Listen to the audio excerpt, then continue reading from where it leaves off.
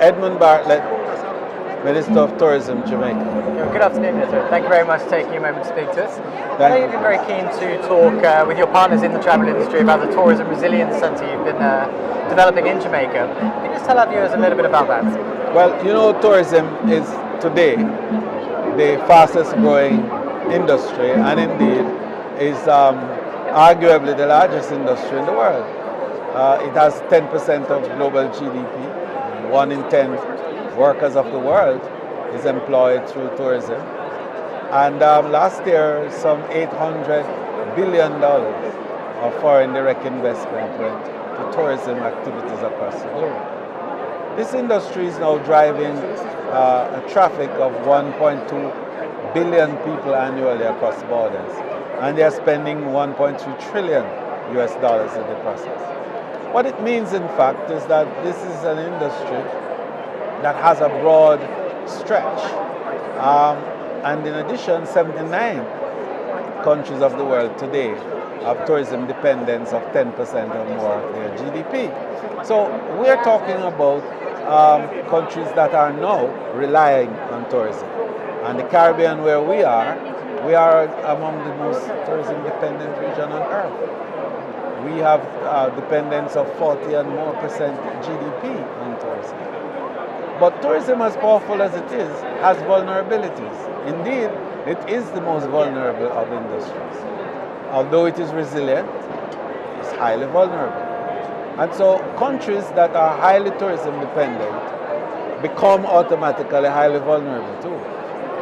And there's another fact that we have to bear in mind, particularly for the smaller countries, is that of those 79 countries, most that are highly dependent are characterized by 3 unfortunate economic realities. One is that they have high unemployment. 2, they have high debt to GDP ratio. And 3, they have high crime rates. So we have to make sure that resilience is built to deal with these economic factors so as to enable the social and economic growth and development in these places to happen. But what happens when seismic and climatic events and terrorism and cybercrime and pandemics and epidemics hit these countries that are already suffering from high unemployment, high debt to GDP ratio, and high crime rates? They are devastated. And the eventual reality is that their recovery after these shocks are either elongated or sometimes not at all. So we need to have some construct, some global arrangement that will assist those countries and to help them to, first of all, recognize these shocks when they're coming, then to build mitigation effects against these shocks when they come, and then when they are hit, to recover and to manage, and then to recover quickly, and finally to thrive after recovery. And it is in this context, therefore, that the need for a resilient center such as we're talking about is being constructed. The whole idea here is to build knowledge, information, expertise, technological competence, resource support, right, and communication. And communication is a central part of what the center is going to be about, because the ability to transmit information quickly and accurate information to destination is a very critical part of their ability to withstand these external shocks. I know you had the initial meeting of the board of the organisation in London over the weekend. Yes. What were the outcomes of that meeting? Well, the first meeting happened on Sunday at the Chesterfield Hotel, and we were able to bring board members from all across the world, from every continent. And we also were able to bring other associate groups from regions that have an interest in resilience because they are in zones of vulnerability. The Mediterranean Tourism Forum, for example, that had a team which connected both Africa and Europe. The Minister of Tourism from Greece. We had the Mauritius base in the International Tourism Investment Conference. And of course, we had the newly created Global Resilience Council that operates out of the UK. In addition, we had PATA, which is the Pacific Area Travel Association. We have the UNWTO and the WTTC. We had also the Caribbean Hotel and Tourist Association and the Caribbean Tourism Organization.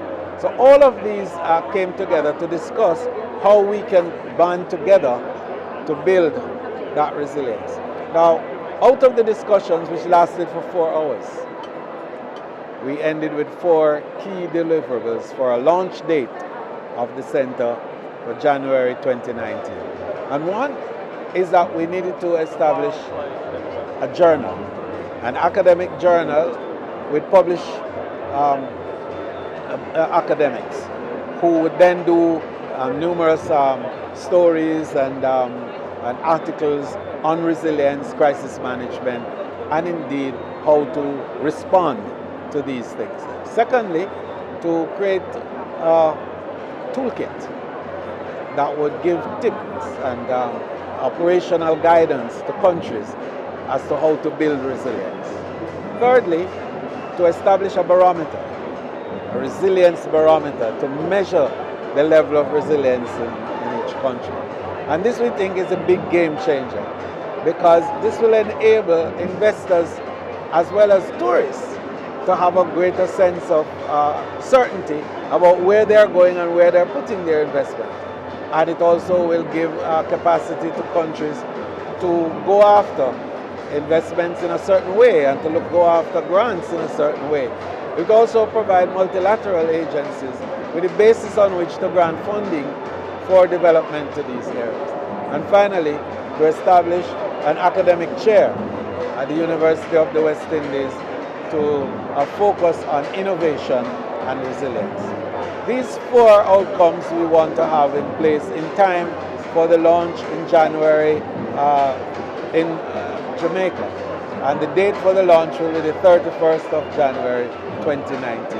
Well, I can see your guests beginning to arrive behind you for the party here on the stand. Yeah. So maybe we can catch up in early 2019 and see how the launch is received among your peers. We look forward to seeing you there, and of course we look forward to your support in getting the idea across, because I think that the confluence of global resource and influence is going to go a long way in building that capacity to help the countries of the world to recover better and faster, and to build in a more reliable and more resilient. Thank you very much for your time, Minister. Thank you, Chris.